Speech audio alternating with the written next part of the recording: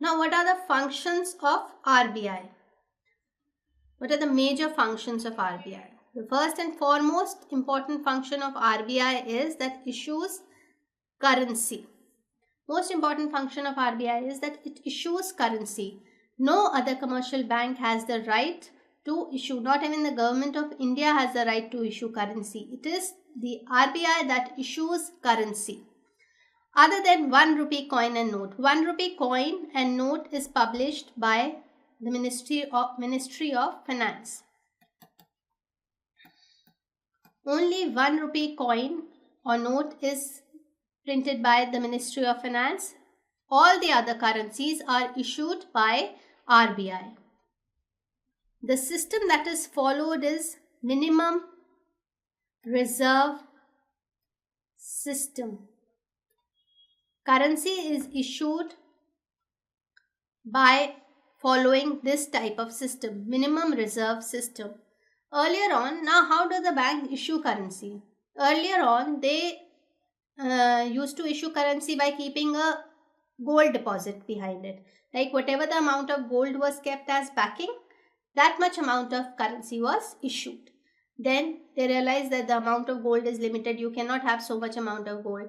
Then securities or currency was kept as reserve. Then proportionately that much amount of currency was issued.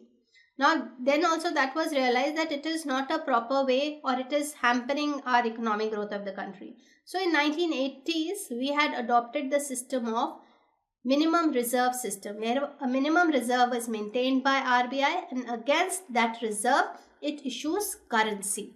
So the system that is followed for issuing currency is minimum reserve system, and it issues all the currency other than the 1 rupee coin, which is printed by the Ministry of Finance.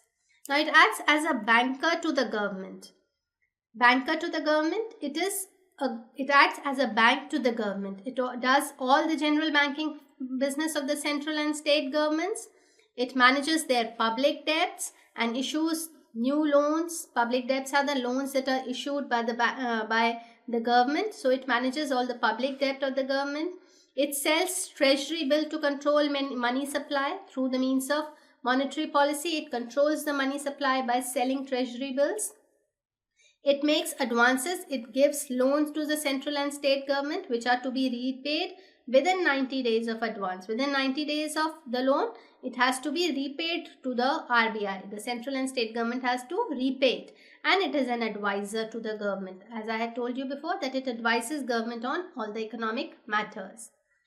So it is a banker to the government, and it is also a banker to the bank. Now from where does banks borrow? We borrow from banks, but from where does the commercial banks borrow? So it is a banker's bank. It has extensive power to control and supervise commercial banks under RBI Act 1934. All commercial banks maintain a certain CRR against their time and demand liabilities. That is, all commercial banks, whatever total deposit that they have, whether it is their time deposit or demand deposit, they have to maintain a certain percentage of their deposits as CRR, cash reserve ratio, with the RBI. So they maintain a certain CRR against their time deposits. And it also provides financial assistance to them whenever they need it against approved securities, which is, we are going to study later, repo rate. It also conducts inspections, and from time to time it conducts inspection of all the commercial banks to see that they are working in a proper manner and there is no problems in their accounts or all. So it keeps on conducting inspection. Next important function of our RBI is that it acts as a custodian of foreign exchange reserves. All our foreign exchange reserves in the form of currencies, gold, SDRs and all, they are maintained by RBI, and RBI sees to it that it maintains the external value of rupee. If the value of rupee is falling, then it gives out more and more dollars to bring down the demand of dollars, and so it looks after that value of rupee is maintained. It is also a controller of credit through its monetary policy. That is its principal function. Through its monetary policy, it controls credit in the economy.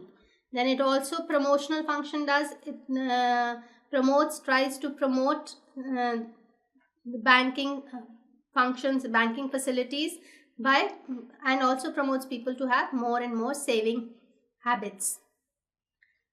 Then collection and publication of data. It also from time to time publishes data.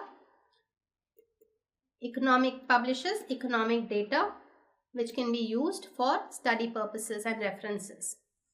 So these are some of the functions of RBI.